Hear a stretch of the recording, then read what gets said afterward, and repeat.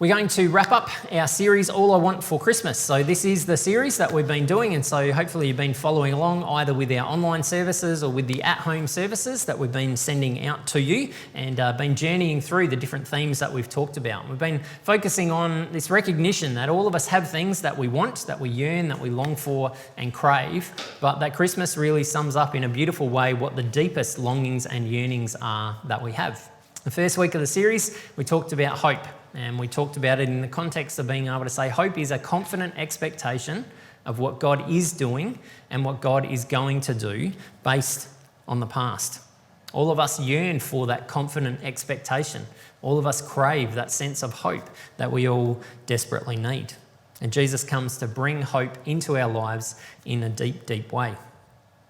2 weeks ago, we talked about the theme of love, reminding ourselves that God is love. Not just that God is loving and that God does loving things, but that God himself is love. The very essence of God is love. And so everything that God does is always about love. And then last week we talked about joy. And we unpacked this interesting verse that's in 1 John that says that the message of Jesus is that God is light and there is no darkness in him. A fascinating way of being able to unpack what the message of Jesus is. That God himself is light and there's no darkness in him. And so God comes to shine a light to help us to see things clearly, to see the way forward, but also to push back the darkness. And so Jesus comes as the light of the world to set things right once and for all, which produces a sense of joy in us, which is different to happiness, but a sense that yes, everything is right with the world because of what Jesus has done. And so a quick reminder that you can access all of the messages from the last few weeks online. So on our website, you can scroll down and last week's message is always sitting right there for you to grab. You can go to our YouTube channel. You can get that through our podcast. So if you want to catch up on any of them, you can feel free to do that. And today we're going to wrap up this series by talking about this theme of peace. And I want to begin by sharing a story with you. So a number of years ago, there was a submarine that was being tested. So obviously when they build a sub, they need to make sure that it's waterproof, clearly. So the only way to do that is put it under the water. And so they do these big tests where they take the sub out into deep water and they take it underneath, and I can only imagine the amount of stress that there'd be about that. Let's hope that they nailed everything down properly. So they took this sub out, did a whole bunch of testing. They were gone for many, many hours as they did all of the testing with it, and everything went really well. And so they came back into the harbour, and so as they were all getting off of the sub, the captain was asked, so how did the sub go with that massive storm? And the captain was like, what storm? And they had no clue that while they'd been under the water, there'd been this huge storm that had come past, and they didn't feel any of it. They were in this part of the sea that is apparently called the cushion of the sea, which is a part that if you go far enough under the water, all of the stuff that's happening above just kind of goes away and you're cushioned from all of it. And so all of the thunder and the lightning and the rain and all the wind that had happened and the massive waves that were crashing, they didn't experience any of that. They just had this sense of peace. And I think that that's a really, really beautiful picture of what peace looks like. Because again, sometimes we can think that peace is the absence of any storms, but in actual fact, peace is about having this depth to us that allows us to experience the peace that Jesus has got for us, even when there's a storm that's raging, that we're still able to tap into that and to be able to have a sense of peace below the surface. So when we talk about peace, we are talking about a word that is incredibly rich. And the Old Testament word for peace is the word shalom. And I like to use that as a word because when we think about peace, it often has a whole bunch of stuff attached to it. But when we hear a different word that we don't use very often, it's easier for us to attach new things to it. And so as I said earlier, peace is not just the absence of conflict. Peace is not just the absence of war or the absence of fighting with someone or not having an argument or anything like that. Peace, shalom, is wholeness. It is completeness. It is life the way that it's supposed to be. And in the Old Testament, there's all these beautiful images that are attached to the word shalom. So there's images of different types of animals, including predators and prey, lying down with each other and being at peace, at shalom with one another. There's pictures of justice having been served. So again, not just the conflict finishing, but justice having been served and everything having been completely sorted out.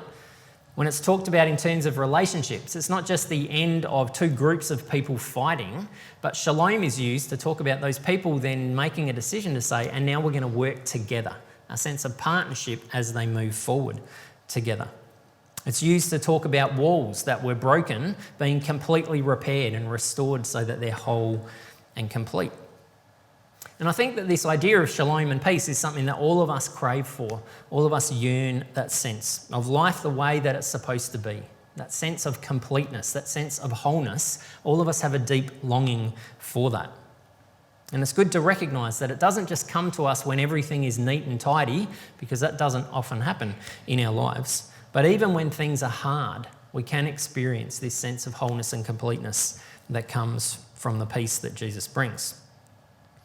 And so peace is a major theme of the Christmas narrative, right from the very beginning of it. And interestingly, it's often contrasted with the idea of fear. Fear and peace are often held in tension.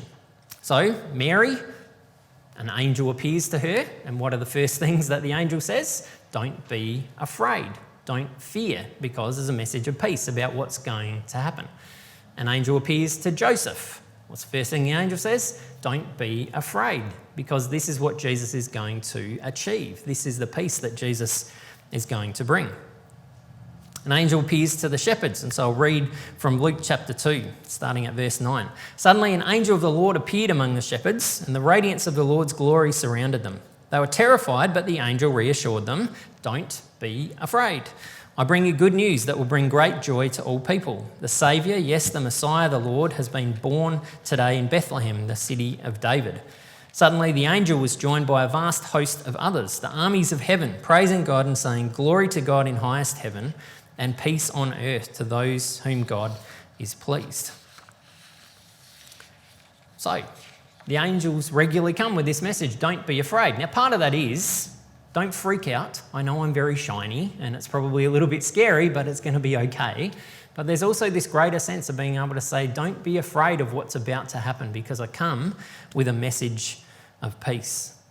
And I think it's great to be able to contrast those two things, because so many of us experience both of those things in our lives. We often experience fear and anxiety, and that's a natural response that we have whenever we're in stressful situations. There's been more and more research that's been done over the last couple of decades in particular about the reality that whenever we're faced with a situation where there's a significant amount of stress, and even when we perceive that there's going to be a certain amount of stress, it may not even happen, but if our perception is there, then our bodies have this instant reaction, and they release all of these chemicals into our bodies that then make a whole bunch of things happen. I'm sure you've had all of these experiences where your breathing increases, where your heart rate increases, where your thoughts start to swirl and everything starts to kind of tense up and you start to get freaked out. That's a natural response to fear and anxiety that happens in our lives. And when we think about peace, we can think about the opposite of that. Our breath slows down, as we did earlier in the service. Our heart rate slows down. Our thoughts slow down. We start to feel more relaxed. We're not tensed up. That's generally the things that come to us as we experience peace. And it's fascinating to me the amount of research that's been done around that to say all of that is available to us all of the time. The idea about us practicing mindfulness is that sense of being able to just catch those thoughts that are freaking us out and releasing all of those chemicals. And so that's why we've done breathing prayers as a part of our times together. It's an opportunity to just slow everything down. And I think it's fascinating that God's wired that into our bodies to say peace is available to you anytime, anywhere. But we have to choose to tap into it. This is one of the key teachings that's part of all the way through the New Testament. Do not fear, but experience peace. Jesus says in John chapter 14, verse 27, I'm leaving you with a gift, peace of mind and heart. And the peace I give is a gift the world cannot give. So don't be troubled or afraid. In 1 John chapter 4, verse 18, we've been reading through 1 John over the last few weeks. John writes, such love, the love that he's been talking about and that we unpacked a couple of weeks ago, has no fear because perfect love expels all fear. If we're afraid, it's for fear of punishment, and this shows we've not fully experienced God's perfect love. Romans chapter 8, verse 16 says, "So you have not received a spirit that makes you fearful slaves. Instead, you received God's Spirit when he adopted you as his own children. Now we call him Abba, Father." And then in Philippians, Paul writes that when we pray and when we hand everything before God, we experience God's peace, which exceeds anything that we can understand. God's peace will guard your hearts and minds as you live in Christ Jesus. Over and over again, there was a bunch of other verses that I found, and I decided we won't do lots and lots of them, but there are so many verses in the New Testament that talk about this idea of saying, don't fear, don't be afraid, don't let anxiety rule, but instead choose to embrace the peace that comes because of Jesus. He's come to set everything right, to bring wholeness and completeness, so choose peace over fear. So it's helpful for us to just kind of think about this practically. What does this actually look like? And so I thought of a few different examples through this week. So the first one is when we think about how we make decisions. We can think about the difference between making decisions based on fear or making decisions based on peace. So when we make decisions based out of fear, we kind of rush into things. We make hasty decisions, we make rash decisions, we don't really think things through, we can lose sight easily of the bigger picture and what's really going on. And often that then leads to a fairly significant amount of regret because we just rush into things instead of actually making the best decision. But when we make decisions that are based on peace, we slow down and we say, what is the best case scenario for me to make in this decision? What is the thing that's going to bring the complete result, the whole result? What is the most loving thing to do is one of the ways that we often talk about that. What is the thing that's going to create a sense of peace, life the way that it's supposed to be? And this has always been a key determining factor for me in both my life and our life as we've made decisions, but also in lots of conversations that I've had with people over the years. When we're thinking about making really big decisions, this idea of saying, what are you hearing inside, is a really, really helpful guide for us. And so when we've made big decisions about buying a house, when we've made big decisions about moving to the other side of the world, when we've made big decisions about moving back from the other side of the world, when we've made big decisions around career, this sense of being able to say, does this create a sense of fear and anxiety in me, or does this create a sense of peace? Which one is kind of reigning in that? And generally this sense of wholeness and completeness, yes, this is the way that it's supposed to be, even when it's a really big decision that might be scary, but there's still this sense of peace that's there. But that's very different from a sense of fear that can come in big decision making. Unpack that further by talking about the idea of risk taking. So again, it's not to say that we only make decisions that are nice and safe, because that's coming back to the absence of conflict. That we want to just make decisions that don't have any risk attached to them because then everything's nice and under control. But fear actually stops us from moving forward. We have to take risks in our lives in order for us to be able to grow. Sometimes we can choose not to take risks because we're afraid of what it looks like if we fail. How does that reflect on us if we make a mistake and then it turns out that we were wrong? We can end up stagnating because we choose not to take any risks. So choosing to live by peace doesn't mean that we never take any risks, but the risks that we take are put in perspective because we understand that God ultimately is in control, that there is a bigger picture than just this one thing that we're going through right now. We understand that growth in our lives does involve us stepping out courageously into new things. It does involve us taking risks. We recognise that failure isn't the end of the world, that even if we mess up and everything goes wrong, it's okay. There will be another day and God still loves us. So risk-taking is helpful for us to think about. What does it look like to choose peace over fear? In terms of the way that we react to other people, particularly when we're going through something, it might be a bit of a challenging situation with someone, we can react out of fear. Fear of what the other person thinks of us, fear of what the other person is going to say, fear of being rejected by the other person. Sometimes we can react because we're fearful about the ways in which other people will perceive us. So all of these fears and anxieties that can then shape the way that we respond to different people. Reacting to other people with a sense of peace means that we recognise that we are complete and whole because of Jesus. End of story. So we don't have to worry about what other people think. We don't have to prove ourselves to others. Now, this again doesn't mean that we just let everyone walk all over us. That's the absence of conflict and saying, well, we better just keep everything calm so that no one gets upset. It's not what we're talking about. We've talked about gentleness before as strength under control.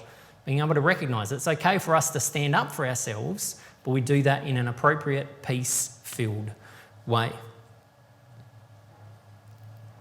If we believe that Jesus has come as the Prince of Peace, if we believe that Jesus has come to establish a kingdom of peace, then that means that Jesus has come to allow us to live our lives with peace as the determining factor.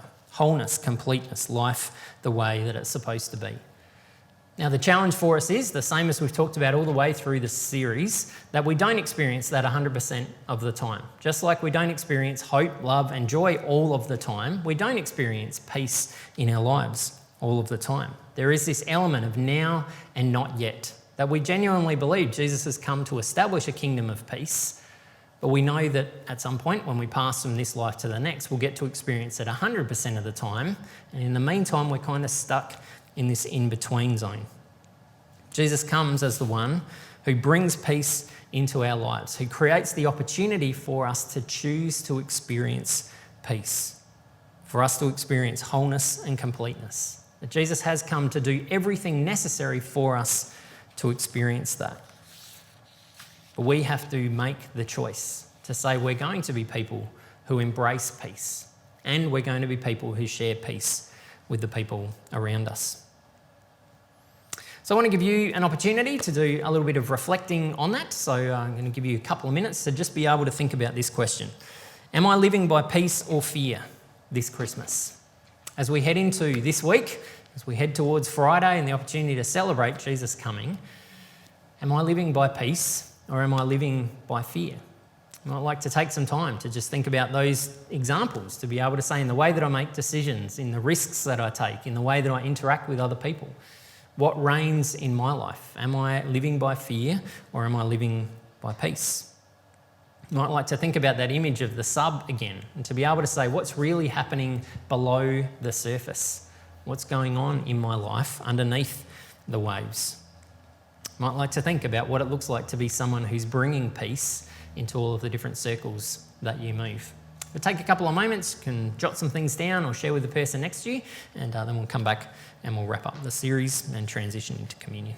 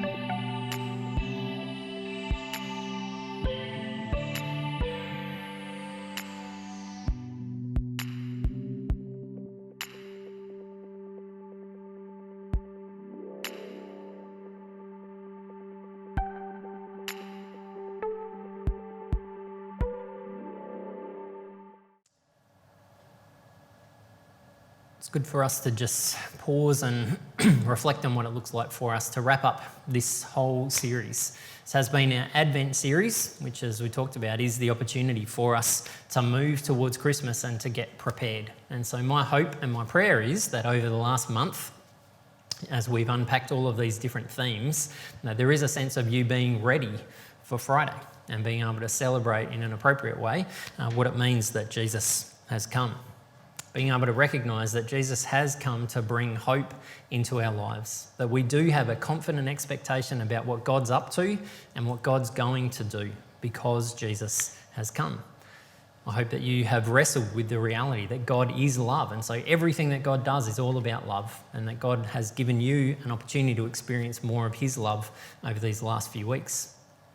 An opportunity to explore the theme of joy, to be able to say that Jesus comes as the light of the world, to push back the darkness and to be able to help us to see the way forward. And then today to be able to unpack this idea of peace and wholeness and completeness, that Jesus has come to do everything necessary for us to experience life the way that it's supposed to be. But I also hope that you've been challenged that as we head into this week, we're the people who God trusts to help other people to experience those things, that each one of us are hope bringers. We're the ones who have the opportunity and the privilege to come alongside of those who are feeling hopeless and to be able to share a message of hope, confident expectation about what God's up to in their lives. And we're the ones who have the privilege of being able to share God's love in tangible ways with the people that we connect with. That we get to shine the light of Jesus, that we get to be the people who help others to see the way forward and to push back the darkness. And that we are peacemakers, we're peace creators, we're people who help to bring wholeness and completeness in the relationships that we have, in the circumstances that we go into. All of those things, God gives us the responsibility and the privilege of being able to share with people. So as you head into Christmas week, my hope and my prayer is that you can find ways of being able to experience that, but also to share that with the people around you.